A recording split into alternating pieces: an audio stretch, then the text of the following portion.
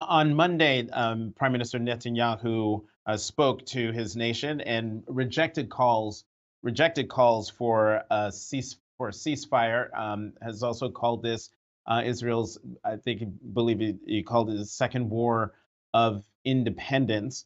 It makes me wonder, though. Once this is well, before I get to the what's next question, a lot of focus has been on when the ground invasion is going to happen. Listening to your last answer sort of gives credence to something that was said over the weekend, and that is basically we have to stop thinking of this in conventional terms because, for all intents and purposes, the so-called ground invasion is already happening. And I heard you say, the operations that are underway. So, am I hearing it correctly that you too believe that the ground invasion that we've all been looking for has been underway for days now?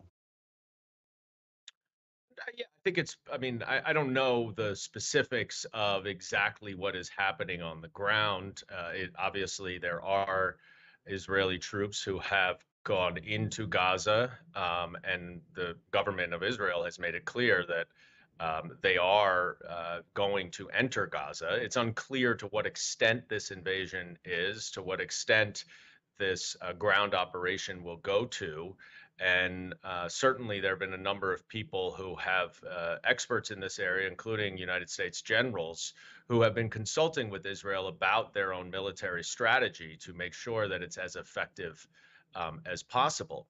But I think it is just misplaced to say that Israel needs to unilaterally declare a ceasefire when a couple of things remain true. First of all, Hamas continues to indiscriminately send rockets into Israel that would kill innocent civilians, but for the missile defense system Iron Dome, which is able to intercept more than 95% of those rockets.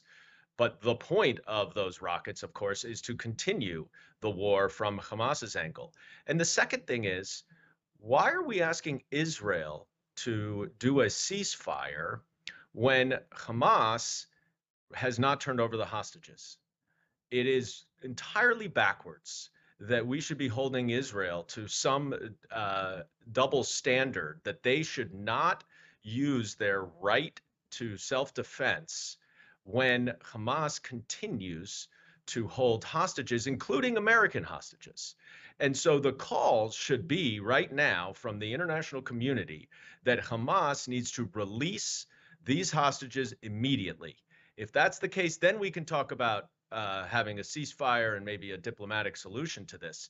But until then, it is, I think, grossly misplaced to call for Israel to enter into a ceasefire.